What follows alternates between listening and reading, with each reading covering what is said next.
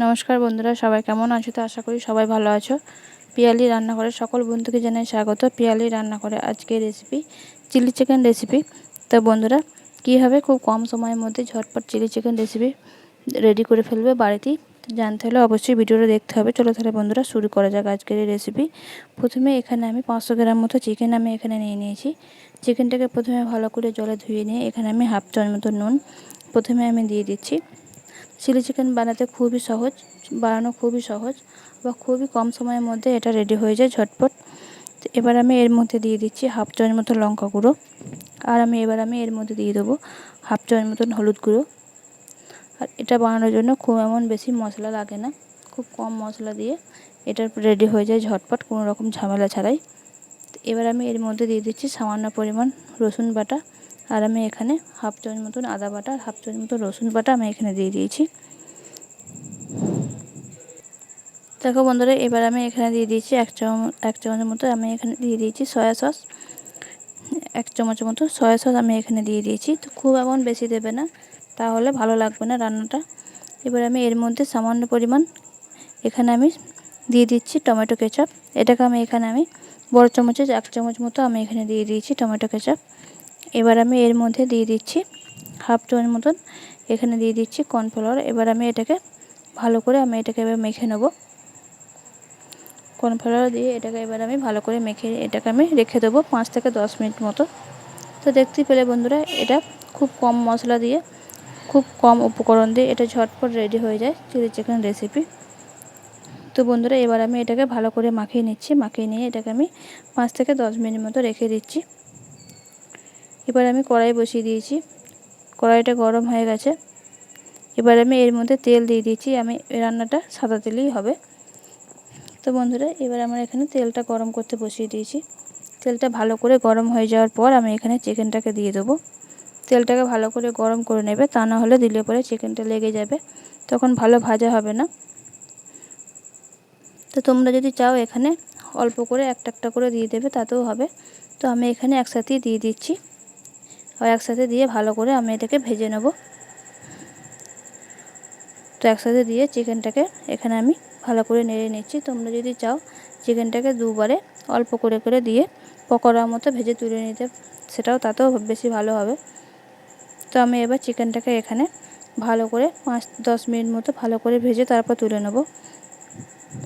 চিকেনটাকে ভালো করে ভেজে নিতে হবে, তা নাহলে এটা কাঁচা থেকে যাবে। যেহেতু এটা রান্না করতে খুব এমন বেশি টাইম লাগবে না, ঝটপট হয়ে যায়। তার জন্য চিকেনটাকে এখানে প্রথমেই ভালো করে ভেজে তুলে নিতে হবে।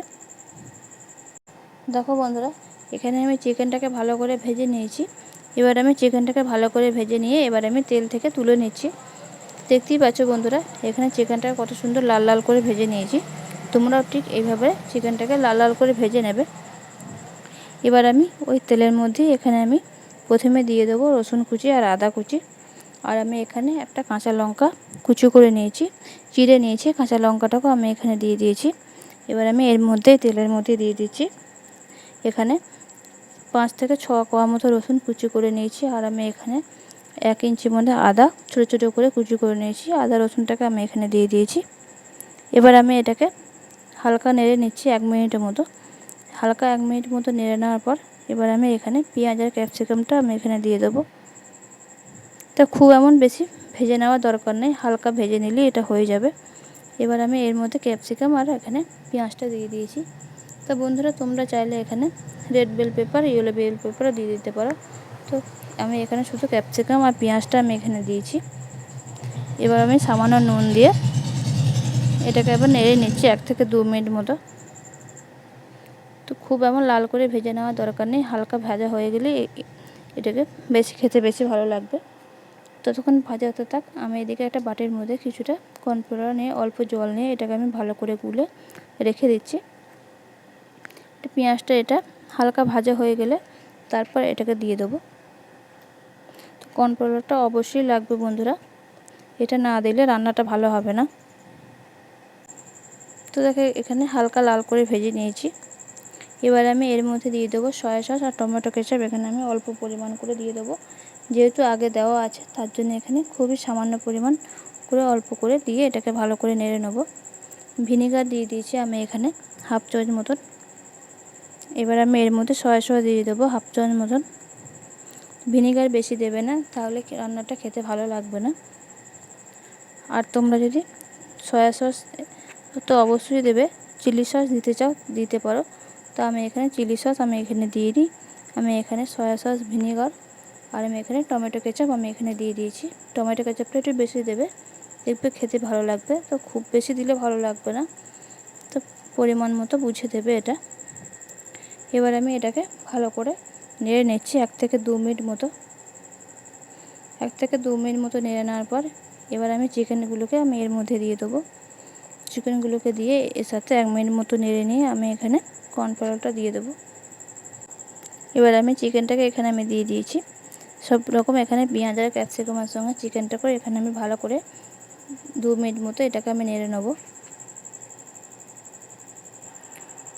তো দেখো বন্ধুরা, চিনিটা অবশ্যই দেবে। আমি এখানে হাফ চামচ মতো চিনি দিয়ে দিচ্ছি। হালকা মিষ্টি হলে এটা খেতে ভালো লাগবে। আর আমি এখানে গোলমরিচ গুঁড়ো দিয়ে দেবো হাফ চামচ মতন। তো বন্ধুরা, এটাকে এবার আমি নেড়ে নিচ্ছি।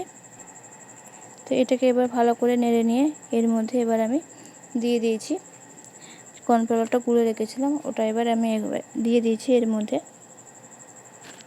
দিয়ে বাটিটা ধুয়ে অল্প জল আমি এখানে দিয়ে দিয়েছি, আরও অল্প জল আমি এখানে দিয়ে দেবো। জলটাকে দিয়ে এটাকে আমি ভালো করে ফুটিয়ে নেব 2 থেকে 3 মিনিট মতো। যেহেতু এখানে চিকেনটা ভালোভাবে সিদ্ধ হয়ে গেছে, তার জন্য এখানে আর আমি বেশি জল দিয়ে সিদ্ধ করে নেব না। অল্প জল দিয়ে এটাকে আমি ভালো করে ফুটিয়ে নেব 2 থেকে 3 মিনিট মতো। তো সবের শেষে এখানে আমি দিয়ে দিচ্ছি কিছুটা মশলা আমি এখানে দিয়ে দিচ্ছি। এটা আছে হাফ চামচ মতো মৌরি গুঁড়ো। তো এটা তোমাদের অপশনাল, যেটা ইচ্ছে হলে দিতে পারো, না ইচ্ছে হলে নাও দিতে পারো। তো এবার আমি হাফ চামচ মতো গোলমরিচ গুঁড়ো আমি এর মধ্যে দিয়ে দিয়েছি। তো এবার সব রকম মশলা এখানে দেওয়া হয়ে গেছে। এটাকে এবার আমি 2 থেকে 3 মিনিট মতো ভালো করে ফুটিয়ে নিচ্ছি।